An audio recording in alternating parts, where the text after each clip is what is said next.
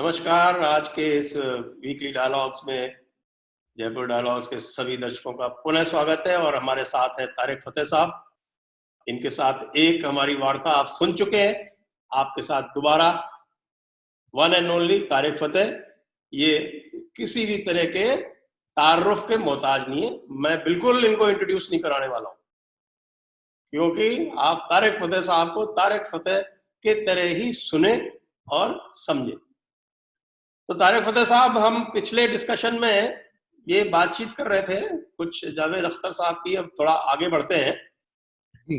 और उसमें भी थोड़ा जिक्र आया था ये अजान वजान का। तो आपको बता दूं कि हमारे यहाँ इलाहाबाद हाई कोर्ट ने पुराना सुप्रीम कोर्ट का जजमेंट था, उसको रीइटरेट करते हुए और कुछ लोगों को ये फरमान सुना दिया सुप्रीम हाई कोर्ट ने, इलाहाबाद हाई कोर्ट ने। वैसे तो इलाहाबाद का नाम प्रयागराज हो चुका है, लेकिन जो हाई कोर्ट्स हैं हमारे, वो अपना नाम आसानी से नहीं बदलते हैं। अब देखिए कि मद्रास हाई कोर्ट भी है, जैसे मद्रास हाई कोर्ट है, बॉम्बे हाई कोर्ट है, कैलकाटा हाई कोर्ट है, उसी तरह से इलाहाबाद है। अच्छा, चले। तो इलाहाबाद हाई कोर्ट ने ये कहा, जजमेंट के बारे में तो सब जानते हैं, लेकिन जो खास बात है वो उसने कहा कि हाँ, हम ये मानते हैं कि नमाज और अजान ये इस्लाम का जरूरी हिस्सा है। तो एक हमारी जो ज्यूरिस्प्रूडेंस है इंडिया की, उसमें एक इसेंशियलिटी प्रिंसिपल है कि किसी भी चीज को किसी रिलीजन का पार्ट होने के लिए there has to be an essential character. एक पुराना 7 जजेस की, सुप्रीम कोर्ट के 7 जजेस की बेंच का एक जजमेंट है, उसका नाम है शिरूर मठ, बड़ा फेमस जजमेंट है। तो वो हमारा जो आर्टिकल 25 है, जो रिलीजियस फ्रीडम्स देता है, उसको उसमें व्याख्या की गई है, उसको एक्सप्लेन किया गया है। और अब चूंकि कुछ नए मसले खड़े हुए हैं, तो उसी की रिव्यू करने के लिए, उसी की समीक्षा करने के लिए अब एक 9 जजेस की एक बेंच गठित हुई है। और that has happened after this controversy about Sabarimala and other places. तो जो पुराने लेट डाउन प्रिंसिपल्स थे, उनको फॉलो करते हुए इलाहाबाद हाई कोर्ट ने ये कहा कि अजान और नमाज तो जरूरी हिस्सा है इस्लाम का, लेकिन लाउडस्पीकर नहीं है। और ये कहते हुए लाउडस्पीकर को हाई कोर्ट जाना पड़ा? नहीं, उल्टा हुआ सर, ऐसा नहीं हुआ। वहां उल्टा हुआ। वहां क्या, योगी आदित्यनाथ की सरकार है, उन्होंने पाबंदी लगा दी एक जगह। हाँ। तो जिनके ऊपर पाबंदी लगाई थी, और उनको पाबंदी ये कह के लगाई कि भाई यहाँ नॉइज पोल्यूशन एक्ट है, अब तुम यहाँ पर ये जो वक्त मुकर्रर है उसके अलावा तुम ये लाउडस्पीकर, और वो भी लाउडस्पीकर लगाओगे तो वो जो डेसिबल उसके प्रिस्क्राइब्ड है उससे ऊपर नहीं जा सकते, ये कह के एग्जीक्यूटिव ऑर्डर करके उनको बैन कर दिया। हाँ, अच्छा, वो लोग गए कोर्ट? वो लोग गए इलाहाबाद। माशाअल्लाह, माशाअल्लाह, अपने पाँव पे कुल्हाड़ी मार दी। वहां जब वो गए तो ये डबल बेंच का ये जजमेंट आ गया। और उस जजमेंट को आने के बाद में जैसे ही हमारे यहाँ उसके बारे में बातचीत शुरू हुई, तो हम क्या सुनते हैं कि साहब कनाडा में लाउड स्पीकर का अजान शुरू हो गया।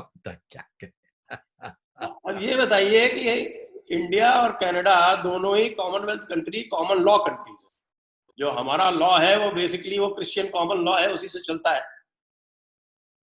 और ये होने के बाद ये कनाडा में कैसे संभव है कि आपके यहाँ क्या नॉइज पोल्यूशन एक्ट लागू नहीं होता? क्या आपके यहाँ ये लागू नहीं होता कि साहब कोई किसी को गाली दे ले, कोई किसी को कुछ कह ले, वैसे ही साहब खड़े होके और दिन में 5 बार कहते हैं कि साहब को जो कुछ है वो अल्लाह ही है, बाकी सब बेकार है, और ये लोग सुनते हैं। असली बात तो ये है कि उनको अरबी आती नहीं। जिनको आती है वो भी डरते हैं सर। एक तो हमारे मुसलमानों की खूबी आप मानेंगे ना, हम जहां भी होते हैं आसपास के लोग जरा डर जाते हैं, वरना आपने भी 70 साल बर्दाश्त किया ना। आजादी के बाद वीटो पावर दिया उन मौलवियों को जिन्होंने अजानें सुनाई।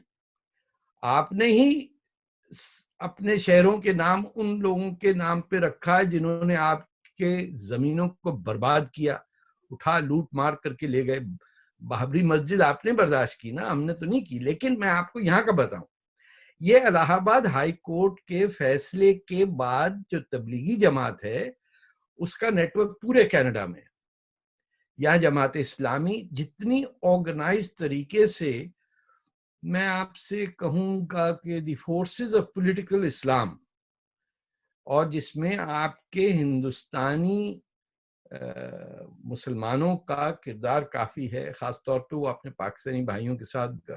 इसमें अरबों, तुर्कों, ईरानियों का कोई रोल नहीं है, वो कोई ऐसा बदतमीजी नहीं चाहते। इन लोगों ने एक मस्जिद जहां तबलीगी जमात गुजराती स्पीकिंग सूरती मुसलमानों का कंट्रोल है, वहां की सिटी काउंसलर, आप अंदाजा लगाइए, कम्युनिस्ट पार्टी की, मैनिटोबा कम्युनिस्ट पार्टी की फॉर्मर लीडर थी। उनसे कहा कि देखिए साहब, आप ये कर देंगे हमारे वोट पक्के। तो आपको आजकल के लेफ्ट का तो पता है। उन्हें कितने हुए, फिर उन्हें कहा ये 12,000 वोट ये हुए। उन्होंने कहा अच्छा तो आप अजान दे दीजिए।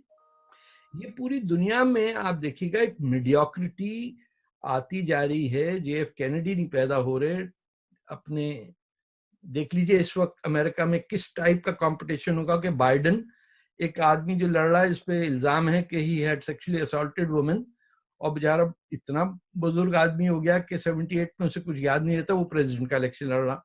दूसरी जगह अपने वो अपने भाई साहब बैठे हुए जो तरह तरह की गोलियां खा भी रहे हैं और दे भी रहे हैं।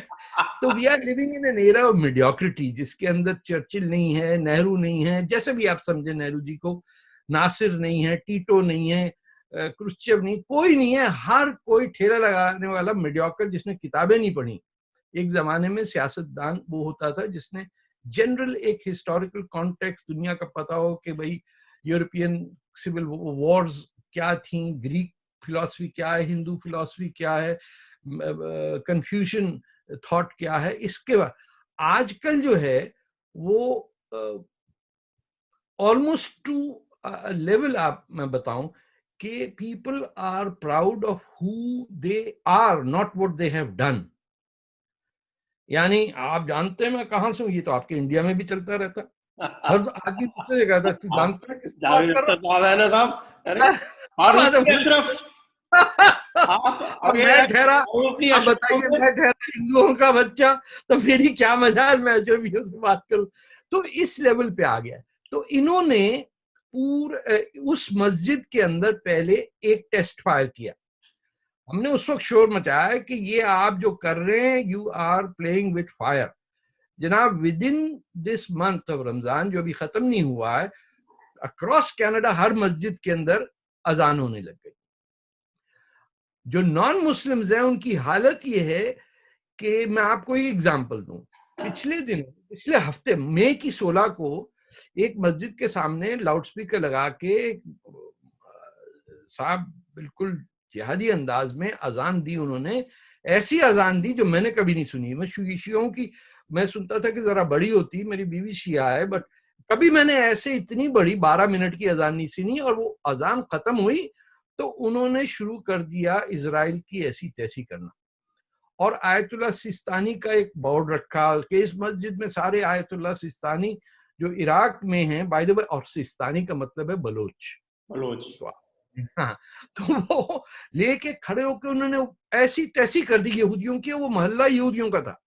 जब वहां की मेंबर ऑफ प्रोविंशियल पार्लियामेंट ने प्रोटेस्ट किया तो आप ये सोचिए कि उस मेंबर ऑफ पार्लियामेंट को अटैक किया, और यहां तक नौबत आई कि उसने माफी मांगी उस मस्जिद से जहां अजान हुई, उसके खिलाफ।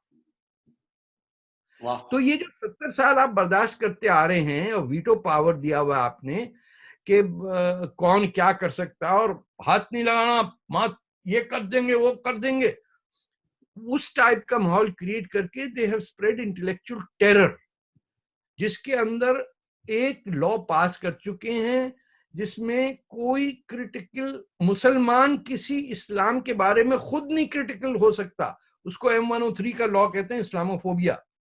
जब हर आदमी पे ये तलवार लगी हुई है तो खड़े होके बोलेगा कौन?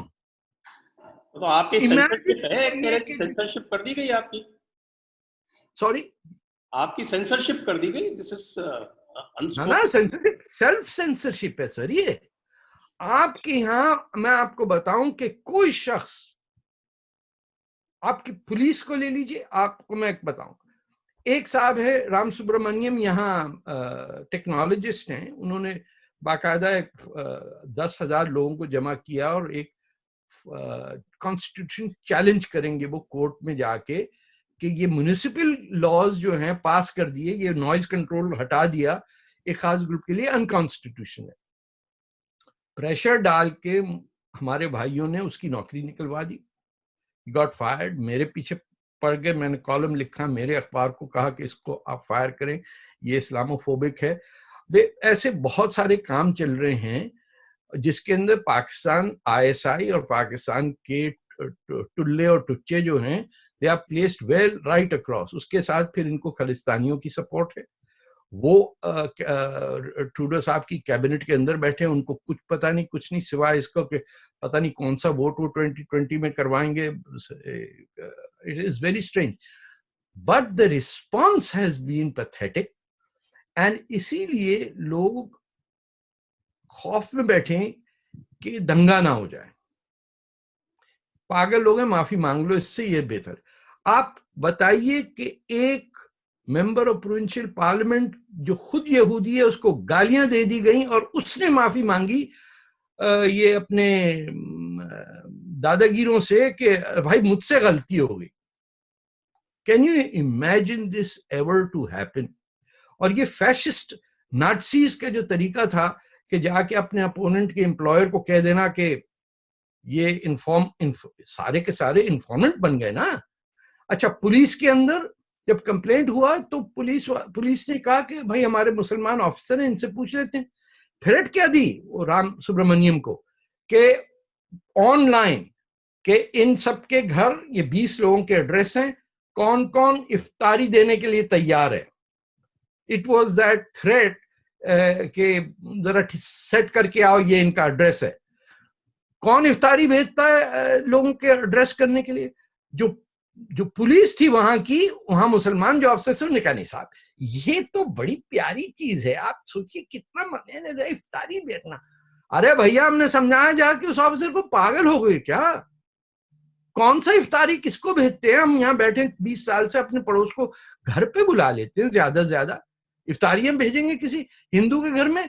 तो इट इज अ क्लियरली एंटोगनिस्टिक। पहले आप उससे कह रहे हैं तेरा भगवान कुछ नहीं है, सारा कुछ है मेरा अल्लाह, और एक ही है, और जो इसके खिलाफ बोलेगा उसकी ऐसी की तैसी है। और बचा क्या है कि आप इफ्तारी खिलवा रहे मुझे? तो इस कन्वोल्यूटेड तरीके से उन्होंने एक खौफ का माहौल पैदा किया, और इस वक्त पूरे कनाडा में हर शहर में मगरिब की अजान हो रही है। लेकिन जो हम चंद लोग खड़े हुए इसके अगेंस्ट, जो मुसलमान थे सारे, उनकी वजह से अब ये नहीं कहा जा सकता कि इनका प्लान था कि कोई ऑब्जेक्शन नहीं करेगा और फिर हम कहेंगे कि साहब ऑब्जेक्शन तो नहीं हुआ, 5 वक्त की नमाज की इजाजत दे दीजिए। लेकिन कुछ हमारे जियालों ने, जो मुसलमान हैं, जिसके अंदर हर टाइप के हमारे दोस्त हैं, अदीब हैं, लिखने वाले हैं, हमने सबसे कहा कि तुम लोग यहाँ आए हो पाकिस्तान के अजाब से बचने के लिए, ये हिंदुस्तान से आए हो। पता चला कि जो इंडियन मुसलमान था, ये जो हैं, इन्होंने तो, इनकी थिंकिंग ही ऑन हमको नजर आई। यानी यहाँ पैदा हुए भी लोग, एक साहब है उनका नाम ही है मुस्लिम लॉयर। अब बताइए कम्युनल बात नहीं हुई कि आप वकालत करके दफ्तर अपने आप को एडवर्टाइज करें मुस्लिम लॉयर, मतलब कि नॉन मुस्लिम आएगा ही नहीं आपके पास। वो लोग ह्यूमन राइट्स एक्टिविस्ट बन गए। एंड थ्रेट करने की ये हालत है कि अब छोड़े, मतलब क्या क्या बात, अपनी कम्युनिटी की बातें, अच्छा भी नहीं लगता हमको कि कहें कि कुछ सुधरता ही नहीं, कोई चीज इनके ठीक ही नहीं होती। हर चीज ट्राई कर ली कि तुम्हें आजादी है, तुम नमाजें पढ़ो, तुम कुछ कर लो, ये कनाडा है, तुम्हें सड़क पे नहीं आने देंगे हम रोकने के लिए। हॉल है, मस्जिद है, जब लाउड स्पीकर नहीं चलेगा, जो करना करो। उसके बावजूद आप देखिए कि दादागिरी इतनी के बाजार बंद कराने के ऊपर बात कर रहे हैं। कि ईद के दिन है तो ये होगा और ईद का दिन है तो वो होगा। भैया ईद का दिन है, 1-1 रुपया ईदी लो और घर जाओ और खर्च करो, बच्चों को दो। कड़क नोट मिला करता था हमें जैसे ईद के दिन 1 रुपये का। अजाब किया हुआ है जिंदगी को। और ये आपके मैं बताऊं, 2 इसमें पहलू हैं। एक तो पाकिस्तान की ISI और एक आपके यहाँ सर जो मुसलमान आते हैं वो अजीब सेक्युलरिज्म के एम्पावर्ड किस्म के। हम तो पाकिस्तान के पिटे हुए आते हैं, जेलों से मारे हुए। आपके यहाँ जो दादागिरी आता है उसको डर ही किसी की बात का नहीं है। वो उसकी सोच में वही है कि क्या कर लेंगे भाई, वही होगा। मैं इस चीज से मुझे बात याद आती है, अभी मैंने एक किताब लिखी है और किताब का टाइटल है नलिफाइंग आर्टिकल 370 एंड इनैक्टिंग CAA। अच्छा। तो उसमें मैंने हिस्टोरिकल पर्सपेक्टिव्स लिए और हिस्टोरिकल पर्सपेक्टिव्स में 2-3 बड़ी अच्छी चीजें मुझे मिली। खासतौर से एक अंबेडकर साहब की कुछ चीजें मिली। उन्होंने एक बड़ी खूबसूरत किताब लिखी है उस वक्त, जिन्होंने इंटेलेक्चुअली एनालाइज किया था पाकिस्तान को, पाकिस्तान और दी पार्टीशन ऑफ इंडिया। ये है? जी हाँ, जी हाँ, ये है किताब। तो उसमें बिल्कुल सही यही है। पूरा ऊपर से नीचे सब पड़ा हुआ है। अंबेडकर साहब ने बहुत कुछ कहा, कुछ खतरनाक बातें भी कही उन्होंने मुसलमानों के लिए। बहुत सारी बातें कही उन्होंने। एक चीज और, उनके अलावा एक HV शेषाद्री साहब हुए, उन्होंने एक किताब लिखी और इन दोनों लोगों ने 2 चीज। अंबेडकर साहब ने कहा कि अच्छा मैं ये कह रहा हूं कि जो पॉलिटिक्स पार्टीशन के पहले थी वही पॉलिटिक्स आज भी है, और जो कनाडा में आप देख रहे हैं उसको भी आप उसी तरह से एनालाइज कर सकते हैं। It is the same. और क्या कहा उन्होंने कि Muslim politics is gangsters politics.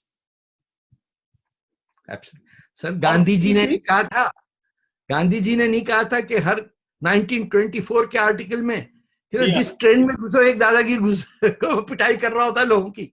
It the whole attitude is goondaism and उसको शेषाद्री साहब ने क्या कही, उन्होंने बड़ा अच्छा एनालाइज किया शेषाद्री साहब ने। अच्छा, उनका भी बहुत अच्छा कि साहब की the pattern of Muslim politics is number 1 acrimony, number 2 accusations, number 3 claims, number 4 denunciations, then number 5 street riots, and उसके बाद उसमें मैंने ऐड किया जो अंबेडकर साहब ने भी कहा है।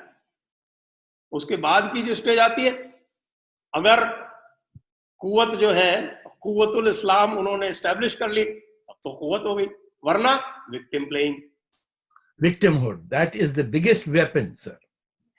तो इस ये जो पैटर्न था उसमें और आज में मुझे कोई फर्क नहीं आ रहा नजर, अलावा इसके कि उस वक्त जो था वो ये ग्रांट कर दिया गया है। यहाँ तक कि पार्टीशन ग्रांट करने के बाद भी इस पैटर्न में कोई चेंज नहीं आया। और मैं जो मानता हूँ कि जो हमारी जो पोस्ट इंडिपेंडेंस लीडरशिप थी उसकी ये सबसे बड़ी गलती थी कि उसने इसी किताब में अंबेडकर साहब ने कहा है कि the fundamental mistake of Congress is that they do not understand the difference between appeasement and settlement.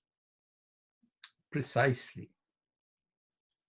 और हमारे यहाँ भी पोस्ट इंडिपेंडेंस के बाद में ये डिफरेंस नहीं रहा। Every time when you needed to settle with the leadership which had been left behind by the Muslim League, after all these were the people, right, these were the people who were in the forefront of partition movement, और ये ज्यादातर इधर रह गए। यहाँ तक कि नईमुद्दीन मुरादाबादी जैसे बरेलवी जिन्होंने 11 पॉइंट प्रोग्राम बनाया था पाकिस्तान का, वो भी वापस आ गए।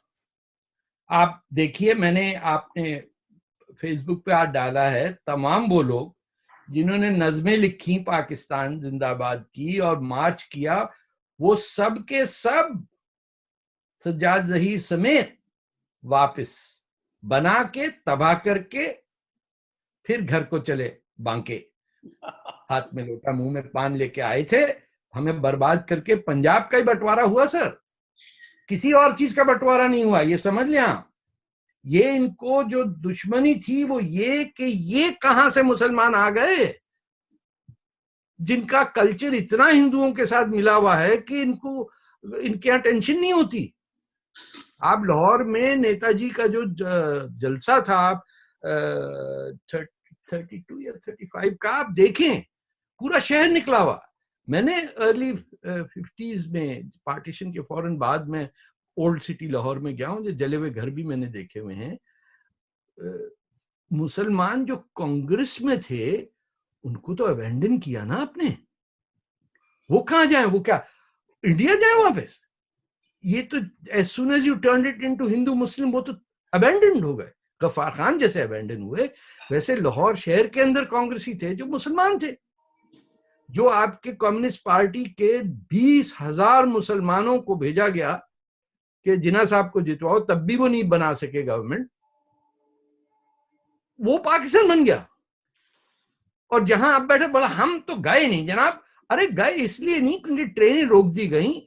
लियाकत नेहरू पैक्ट आपको पता है पाकिस्तान की रिक्वेस्ट पे हुआ, और इसकी वजह ये थी कि ये जो बिहारी और यूपी वाले मुर्शिदाबाद वाले धर ट्रेनें भर भर के ढाका जाके इन्होंने वहां हुकूमत पलटने की कोशिश की और कहा कि बंगाली जबान जो है वो हिंदुओं की जबान है। पहले राइट्स वहां हुए, लेकिन उसको रोकने के लिए लियाकत अली खान की गवर्नमेंट कोलैप्स कर जाती, क्योंकि जो बंगाल के मेजॉरिटी मेंबर ऑफ पार्लियामेंट थे, they were not going to support this. Sindh के अंदर आपके भैया लोग आए और सिंधी जबान पे बैन लगा दिया। I am not joking. Punjab में तो खैर हमारी कम्युनिटी ऐसी डब खड़ब भी है, उन्होंने कहा इससे पहले कोई और बैन लगाए हम खुद अपनी जबान पे बैन लगा देते हैं। It's the only people on earth, आप समझिए कि कुछ 400 मेजर नेशनैलिटीज हैं, linguistic nationalities, major linguistic nationalities, only one people have banned their own language without pressure from outside. हाँ जी, हमारी जबान भी उर्दू है। ऐसी उर्दू आपको कहीं नहीं दुनिया में खौफ हो जाती है, कॉमेडी लगता है या ऐसे लगता है आदमी जाहिल है। वो आपको मिलेगा पाकिस्तान में। आप पंजाबी मिनिस्टर्स के कभी इंटरव्यू आते हैं तो उनकी इंग्लिश भी पंजाबी में होती है, उर्दू भी पंजाबी में होती है, और उनकी पंजाबी जो होती है वो उर्दू में होती है। So this tragedy has taken place and people are still loving it. और ये झूठ बोलना कि हम पीछे रह गए, ना आप नहीं रहे, आपको रखा गया। ऐसा एक एग्जाम्पल, एक उदाहरण हमारे यहाँ भी है। कौन सा? जो state of Jammu and Kashmir जो जी थी, जी जी, अब यूनियन टेरिटरी हो गई, तो इस state of Jammu and Kashmir में 0.16% लोग जो थे वो उर्दू स्पीकिंग थे, और स्टेट की ऑफिशियल लैंग्वेज बना दी गई उर्दू। वहां पे बोलने वाले कश्मीरी, डोगरी, हाँ, पंजाबी और हिंदी। हाँ, उर्दू आई। 70% लोग जो थे ये कश्मीरी डोगरी वाले थे, और कोई 15-1% पंजाबी वाले और 15-1% हिंदी वाले। 0.16% उर्दू वाले थे, और उर्दू को बना दिया गया स्टेट लैंग्वेज। क्यों हुआ ये है क्योंकि ये हिंदुस्तान था, इसलिए बाकी सबको बैन नहीं कर पाए, वो बात अलग है, बैन नहीं कर पाए, लेकिन वहां भी असेंबली में बोली उर्दू जाती थी सब। अलाउड नहीं। वो 2 नेशन थ्योरी पूरी तरह से जम्मू कश्मीर में लागू थी, और वो 370 खत्म होने से वो 2 नेशन थ्योरी पे जो अजाब आया, उसकी आप देख रहे हैं रिएक्शन, ये जब CAA rights and RT rights. Absolutely, ये उसका नहीं है।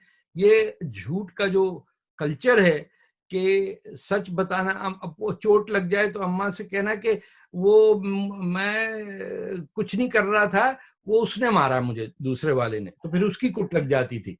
ये बड़ा पुराना वो है। आप ये देखिए कि पाकिस्तान ऑक्यूपाइड कश्मीर जो है, there is not one person who can speak Kashmiri. मैं आपको चैलेंज कर रहा हूं, कोई एक ले आइए जिसने जिंदगी में कभी कश्मीरी जबान समझी हो या बोली हो। क्यों?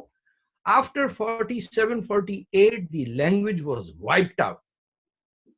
और बुरी किस्म की पंजाबी और बुरी किस्म की उर्दू बोलने का शौक जो था, वो ये जो टाइनी स्ट्रिप है पीओके, गिलगित बल्तिस्तान तो अलग जगह, उसकी तो स्टोरी अलग है। वो तो कोल्ड वॉर के नतीजे में कैप्टन ब्राउन ने उठा के पेशावर में एक जनरल को दी, वो खत्म हो गया। किसी को पता नहीं, वो हिस्ट्री मैंने अपनी किताब में डील की है। जी जी, देखिए, लेकिन इंडियंस को अभी तक नहीं समझ में आया कि पाकिस्तान से जब भी बात करें, डिप्लोमेट बैठे जो सिर्फ कश्मीरी में बात करें, सामने बैठे बोले कश्मीरी में बात करेंगे, वो क्या कहेंगे, ट्रांसलेटर लाएंगे? अरे जलील तो करो, कुछ शर्मिंदा तो करो इनको। ये फौजी बैठे हुए, बाजवे शाजवे सारे ये चला रहे हैं हुकूमत, इनको बोलो भाई तुम कहाँ का बाजवा हो भाई। ये आइडिया आपका ठीक है, इसको मैं आगे थोड़ा पुश करता हूँ। ये बिल्कुल सही है, कश्मीरी में बोलिए, बिल्कुल सामने बैठे और कश्मीरी में बात करें।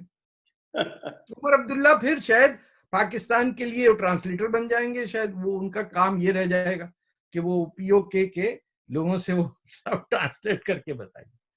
अजब मुसीबत है। आप देखिए क्या पाकिस्तान ने हमला किया जम्मू कश्मीर पे, पाकिस्तान ने ट्राइबल्स भेजे, और आपके इंडिया में भी सही पढ़ाया नहीं जाता है, ना बताया जाता है कि क्या किया इन्होंने। मैं आपको एक किताब रेकमेंड करता हूं, आप भी पढ़िए या छपवा दीजिए, क्योंकि वो जनरल साहब अब है नहीं। ये मेजर जनरल अकबर खान, जिन्होंने लीड किया था पश्तून ट्राइब्स को, ये 1970 में जब पाकिस्तान टूटा है, उस दौरान ठकाठक इन्होंने किताब छाप दी और उसके बाद नहीं छपी कहीं है। He tells you in detail everywhere, आपको कहीं नहीं मिलेगी है। मैं तो बेग कर रहा हूं लोगों से कि भैया ये कहीं से 15 रुपए में मैंने खरीदी थी, अगस्त 1970 में मैंने readers in Kashmir. He describes everything in detail. आप पाकिस्तानी फौज को सिविलियन कपड़े पहनाए और रावलपिंडी पुलिस की 20,000 राइफलें जो ऑफिशियल ब्रिटिश पुलिस की थी वो दे दी, और ये हमारे यहाँ जाली राइफलें बनती हैं पश्तून साइड पे अफगानिस्तानी बॉर्डर में, वो पाकिस्तान पुलिस को दी। That backfired, killed many of the policeman while they were firing the rifles, because the real rifles were with these tribesman. और जो general Gracey commander in chief थे, उनको नहीं पता था वॉर हो रही है ना, ग्रेसी को पता नहीं था, army commander in chief didn't know. Claude Auchinleck ने मना कर दिया था। सब डिनाई कर रहे हैं, सब अपना गुड मैन, इधर लाओ, चाय पिलाओ, कैसा है तुम, ये वो सब खत्म, सबको बेवकूफ। इन लोगों से आप गेम खेल रहे हैं। ये जब कश्मीर में पिट गए तो इन्होंने बलूचिस्तान पे फौज भेज के उस पर कब्जा कर लिया। आई डोंट थिंक इंडियंस या आपके एक्सटर्नल अफेयर्स के बाबुओं को आइडिया है who they are dealing with. Sharp minds, willing to die. उनकी तो जिंदगी मौत के बाद शुरू होती है ना। तो आप लोग की भी तो रिटर्न एंट्री है, आप क्यों डरते हैं मौत से? वो तो जा रहे हैं हुरों के पास, आपके पास तो रिटर्न फ्लाइट की टिकट है, आप तो वापस आ जाएंगे। तो आपकी ये बात मैं मानता हूं कि ये जो हमारी जो भारतीय परंपरा है, जो इंडियन ट्रेडिशन है, और उसमें एक बहुत इंपॉर्टेंट चीज हुआ करती थी, उसको बोलते थे पूर्व पक्ष। पूर्व पक्ष मीन्स कि जब डिबेट होती थी तो डिबेट का एक इंपॉर्टेंट पार्ट था पूर्व पक्ष। पूर्व पक्ष means understanding the opponent, and that used to be a very very important exercise. ये जो है, देखिए, जो मैंने अभी जो आपको किताब का जिक्र किया, उसमें मैंने अकबर खान की भी काफी कुछ डिटेल जो हमारे इंडियन रिकॉर्ड्स में मिली है वो उसमें डाली है कि किस तरह से अकबर खान जो था वो जाके अचानक लियाकत अली खान का एडवाइजर बन गया, एक मेजर। सोचिए, एक मेजर जो है प्राइम मिनिस्टर का एडवाइजर बन गया। पूरी की शौक है। आप ये नहीं सोच रहे कि एक आदमी हरियाणा से जो कभी पाकिस्तान में गया ना हो, वो पाकिस्तान प्राइम मिनिस्टर कैसे बन गया? उसकी सीट नहीं थी। Do you know where Liaquat Ali Khan won his by election? Mymensingh में जाके एक हिंदू को उठाया, हट साले यहाँ से, ये सीट हमारी है। एक साहब थे मोनी सिंह, 1947 में अरेस्ट हुए। Do you know when he got out from jail? In 1972 when Bangladesh was liberated. देखिए ये 1945-46 के जो इलेक्शन हुए थे, जी जी जी जी जी, उसमें हमारे लियाकत अली खान साहब मेरठ से जीते थे। हाँ लेकिन है तो हरियाणा से ना, ये कौन सी जमीन है बाहर दिल्ली के हमारे, भूल रहा हूँ मैं, तो वहां गया भी हूँ, वहां जाके दौरा करके आया हूँ कि यहाँ से हमारा पहला प्राइम मिनिस्टर निकला। और कॉन्स्टिट्यूएंट असेंबली जब बनी थी तो उसमें मौलाना आजाद साहब जो थे वो रिप्रेजेंट करते थे सूबा सरहद को। क्या कह रहे हैं आप? अरे क्या झूठ का अंबार है सर, खुदा की कसम। एक बड़ा उनका, हमारे यहाँ जब पहला इलेक्शन हुआ था 1952 का, तो उनको भेज दिया गया रामपुर। उन्होंने ऑब्जेक्ट भी किया कि साहब हमको रामपुर क्यों भेज रहे हो, लेकिन नेहरू साहब ने कहा नहीं नहीं, वो आपके लिए सेफ सीट है। बिल्कुल सेफ सीट है, मुसलमान ज्यादा है वहाँ। और मुझे याद है वहाँ का भी एक किस्सा है, जो एक वहाँ पे बिशन चंद सेठ जी खड़े हुए थे, उसका भी एक किस्सा है। अब मैं उसको यहाँ नहीं कहूंगा क्योंकि अभी उसको मुझे वेरीफाई करना है पूरी तरह से, तो पता चला कि कोई डिफेमेशन का केस हो जाए, लेकिन मैं आपको अलग से जिक्र करूंगा। हाँ जरूर बताइए, क्योंकि मैं तो वेट कर रहा हूँ कोई डेफेमेशन करे, क्योंकि मेरी तमाम तजोरी वजूरी जीरो के हिसाब से कुछ भी नहीं है सिवाय ये लाल कुर्तों के मेरे पास, और मेरा कोई फोन है, आई एम जीरो। तो मैं चाहता हूं कि ये करें ताकि इनका खर्चा इन्हीं को मिले, और मैं 2 रुपए महीने का फिर देता रहूंगा इन्हें जितना है। बट आप जो आपने बात की ना अंडरस्टैंडिंग की, तो शायद इंडियंस अभी तक अंडरस्टैंड नहीं कर सके कि वो किस जानवर से डील कर रहे हैं। देखिए आप, इन्होंने किसको बेवकूफ बनाया, करतारपुर कॉरिडोर बना के किसके दिल जीत रहे हैं, और वो बेवकूफ इतने खुश हैं कि अल्लाह जी देखो जी करतारपुर तक कॉरिडोर बनाता है। अरे तुम्हारे गुरुओं को मारने के बाद कॉरिडोर बना दिया, नकली गुंबद खड़े कर दिए। बताइए, और वो गुंबद टूट गए पहले ही झटके में, बारिश पड़ी सारे गुंबद का है। आप डील कर रहे हैं चोरों से जिन्होंने सरेंडर करने के बाद पहली चीज मांगी दारू, और वो फिल्म VHS यूमैटिक पे आई थी, उन्होंने कहा यार फिल्म तो दिखाओ यार को। जनरल न्याजी की पहली शौक ये था यार दारू शारू तो पिलाओ ना कुछ। और दूसरा एक फिल्म देखी उन्होंने, मैं भूल रहा हूँ नाम क्या है, ऑल टाइम ग्रेट फिल्म है जिसमें रक्कासाएं डांस कर रही हैं लखनऊ के किसी कोठे पे। पाकीज़ा क्या? पाकीज़ा चली जनाब POW कैंप्स के अंदर, और सारी वो ओल्ड टाइप की इंग्लिश, और chap how you doing brother, कहीं क्लैश नहीं हुआ। कहीं आपको बांग्लादेश वॉर में नहीं स्टोरी मिलेगी कि हमारे इस यूनिट का इस यूनिट से क्लैश हुआ। जहां इंडियन फौज आई हथियार, उन्होंने कहा कौन बंगालियों वास्ते लड़ेगा, चंगा थे। Nobody fought. There is not a single incident of the Pakistan army fighting back at any front. वो ढाका में पैराट्रूपर्स आपके लैंड किए तो ऑफिसर्स ने कहा स्वाते मिट्टी यार, बच सियापा मुक्का। There was no fighting. वो बैठे हुए थे कि किधर जाना है। और फिर इंडियन आर्मी की बेवकूफी कि उनको साइड आर्म्स रखने दिए, बजाय इसके कि वॉर क्रिमिनल्स बांग्लादेश को देते आप लेके हमारे पास भेज दिया बलूचिस्तान। उन्होंने वहां जंग 72 में शुरू कर दी। फिर आपने भी बड़ा हिंदुस्तान में उधार देना है सर। अब हमारा समय जो है वो लगभग समाप्त हो रहा है। तो ये बहुत ही इंटरेस्टिंग वाकयात हैं और इन पर हम चर्चा फिर और किसी वक्त पे जारी रखेंगे इंशाल्लाह। फिर मिलेंगे सर। आज के लिए बस इतना ही, और बहुत बहुत धन्यवाद तारिक फतेह साहब। और हम आपको जल्दी ही आपकी पुरानी किताबों पर और नई किताब पे जो आपकी आने वाली है उन पे दोनों पर एंगेज करना चाहेंगे। हमें उम्मीद है कि उससे हमारे दर्शकों को बहुत फायदा होगा। बहुत बहुत धन्यवाद। धन्यवाद।